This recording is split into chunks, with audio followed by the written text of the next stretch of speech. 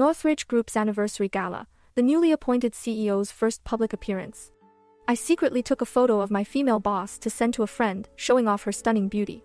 But she caught me on the spot, coldly criticizing, "As an employee, you should focus on the company's business, not fill your head with useless thoughts." My face flushed red, embarrassed to the point of wanting to curl my toes. To salvage my reputation, the moment the banquet ended, I rushed to the female CEO's office, hoping to explain myself properly. The door opened, and when I saw the clay figurine on her desk, I froze in place. That figurine, wasn't it the birthday gift I had handmade for my online girlfriend just days ago? It even bore the engraved initials of my name. By the time I realized it, my scalp was tingling with shock. The newly appointed female CEO was actually my 3-year online girlfriend. After confirming that my new superior was indeed the girlfriend I'd never met in person, I suddenly felt nervous and blurted out instinctively, "This figurine, it was made by my boyfriend." Quinn North reached out and gently touched the figurine's head, a rare tenderness flickering in her eyes. But the next second, she immediately suppressed her smile and sternly reprimanded me. "What does that have to do with you? Don't ask things you shouldn't. What do you want from me?" Embarrassed, I rubbed my nose, reluctantly pulling my gaze away from the figurine. "Ms. Quinn, I didn't mean to sneak photos of you earlier. It's just that you look incredibly like my girlfriend. I couldn't help myself." I swear on heaven and earth, although this excuse was fabricated under the current circumstances, it couldn't be any more true. But Quinn clearly didn't believe me at all, scoffing coldly. "Can you come up with a more ridiculous reason than that? With that lecherous look on your face, what girl with decent judgment would ever like you?" My face darkened instantly. Thinking about how terrible my first impression must be in her eyes, I wished I could drag my friend out and beat him up. This whole mess started because he insisted on seeing a pretty face. At the same time, I inwardly scorned Quinn harshly. She always chats with me online so gently and sweetly, never did I expect she'd speak so sharply in real life.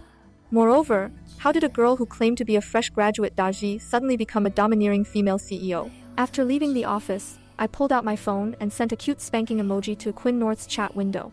She replied almost instantly, "What's wrong, hubby? Who made you upset?" The office door wasn't fully closed. Through the crack, I saw Quinn North happily holding her phone, replying with a smile that was completely opposite to her icy demeanor just moments ago. I gritted my teeth and typed back, "Just got scolded by my female boss. She said no girl would ever like a guy like me." The message tone on the other end immediately went off rapidly, one after another. Feeling guilty, I glanced up at the door slit, afraid of raising Quinn North's suspicion, so I quickly grabbed my phone and rushed to the restroom to reply. In the chat window, Quinn North had already fiercely defended me. How could she say such things about my beloved hubby? Absolutely terrible. My hubby is the best, the absolute best man in the world. Your female boss must have terrible eyesight. Hubby, when we meet in a couple of days, I won't let anyone bully you ever again. Aside from her, I didn't seem to be bullied by anyone else at the company. I've been working at this company for nearly 2 years, never expecting that my online girlfriend would suddenly become my direct superior, and that I'd get verbally attacked by my own girlfriend. Where can I even complain?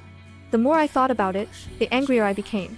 I decided to delay my meeting with Quinn North, putting her on hold for a few days to vent my frustration. "I've been a bit busy lately, might not have time this month." "What? No way, hubby. How can we postpone our long-awaited meeting like this?" The other end instantly exploded, sending over a dozen crying emojis in a row. Facing such an absurd twist, that my 3-year online girlfriend turned out to be my female boss, I couldn't wrap my head around it, feeling utterly frustrated. I simply exited the chat interface and stopped replying. I had found a moment of peace for myself, but it ended up causing the entire company to tremble with fear. Quinn North's temper suddenly turned irritable.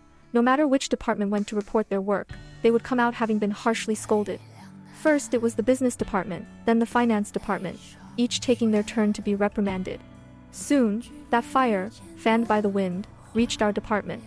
Because of a small issue in the proposal, Quinn North called us into her office and unleashed a torrent of criticism, her sharp words leaving no room for pleasantries.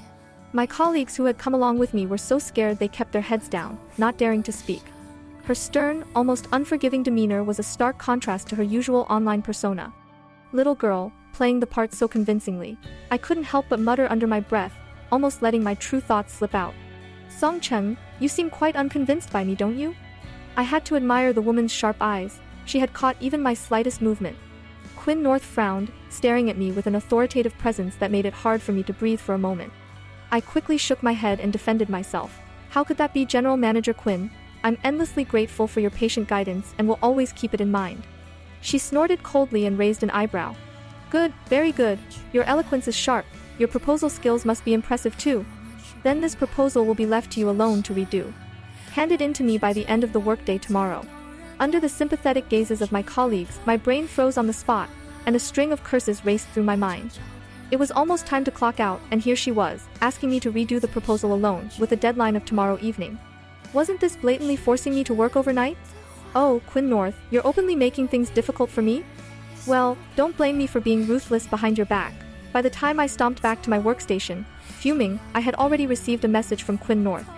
Honey, don't ignore me anymore. I miss you so much. I won't rush you about meeting anymore. We can talk whenever you have time, okay?